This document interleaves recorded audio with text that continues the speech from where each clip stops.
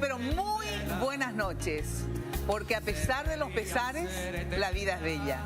Few journalists embody the contradictions of Paraguay's media landscape as clearly as Mina Feliciangeli, one of the country's most recognizable radio and television hosts. Feliciangeli's career began not in a newsroom, but in a cell. Under Alfredo Stroessner's dictatorship, she was imprisoned twice in the 1970s for union organizing and human rights activism. One of the few messages she managed to get out was a handwritten note smuggled to Diario Hoy, then a small independent newspaper with limited circulation, but enough visibility to pressure the regime. Its publication forced authorities to acknowledge that she was alive. Sending information from confinement became the blueprint for her later work, telling stories from the margins until they reached people with power. Once released, Feliciangeli struggled to find work. Employers were reluctant to hire a former political prisoner, and she has said that many people were afraid, even to be seen helping her. Broadcaster Humberto Rubin and feminist leader Gloria Rubin eventually offered her a position at Radio Ñanduti. Her career unfolded across radio and television, where her focus on political interviewing made her one of the most recognizable voices in national journalism. Feliciangeli entered the field without formal journalistic training.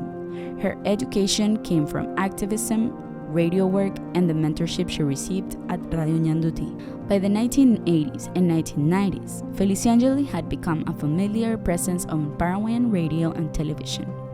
Her tone was conversational and direct, and she asked the kind of questions her audience might have asked themselves. Her programs, A Fondo and Mina en Casa, often blurred the line between interview and public mediation. Politicians, priests, artists, and neighborhood leaders came onto her set knowing she would press them harder than most hosts. Feliciangeli questioned forcefully, sometimes to the point of sounding abrasive.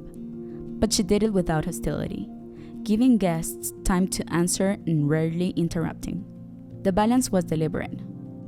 Tough enough to extract candor, controlled enough to keep people talking. That intimacy grew into credibility and trust across political groups in a media environment where most outlets were aligned with patrons and agendas. An exchange with former President Fernando Lugo captured her method. She used a warm, disarming style to press him on strained relations with Congress, prompting an unusually candid acknowledgement. It was a technique that relied on civility rather than confrontation. Civility, however, did not mean neutrality. Feliciangeli often reminded viewers that she had earned the right to hold an opinion because she had fought and survived a dictatorship. That signaled a belief that transparency about one's perspective could coexist with fairness. It also raised a broader question. In a system with weak institutions, can subjective journalism still function as a check on power? Feliciangeli's interview with former President Horacio Cartes was emblematic of her unusual position in Paraguayan media.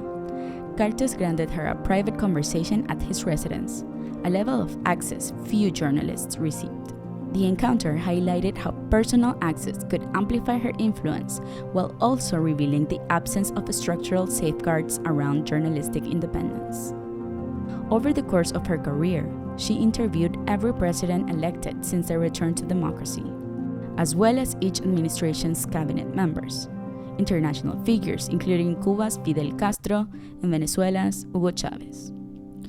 Feliciangeli could speak to anyone, yet she rarely had the organizational support to investigate them.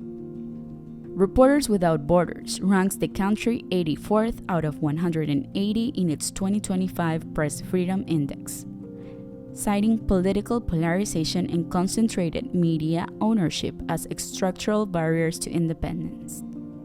Most national outlets belong to business groups and political families aligned with former presidents or ruling party financiers. Their influence sets the limits of what can safely be said. Feliciangeli used the phrase new dictatorship to describe those constraints, not as political repression, but as a form of economic control. Feliciangeli worked inside these constraints rather than outside them. Her credibility made her a voice of conscience within a captured media system, but it also revealed the limits of that position. Personal integrity can sustain public conversation when institutions falter, yet it can also coexist with the very structures that keep those institutions weak. The central contradiction of Feliciangeli's career mirrors the paradox of Paraguay's democracy. She thrived inside the same media system she spent decades criticizing. Her programs aired on networks owned by political and economic elites she distrusted, and she depended on the advertising budgets she openly condemned. Admirers saw resilience. Critics heard resignation. She opened space for dissent, but did not remake the conditions that kept dissent precarious. A posture of resistance can harden into persona, and reform can become performance. The broader context around her has not improved. Journalists in Paraguay continue to face threats, lawsuits, and political interference.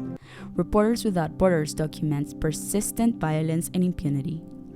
Her experience underscored a broader point about media culture. Personal ethics can endure within a compromised system, but they cannot by themselves change its incentives.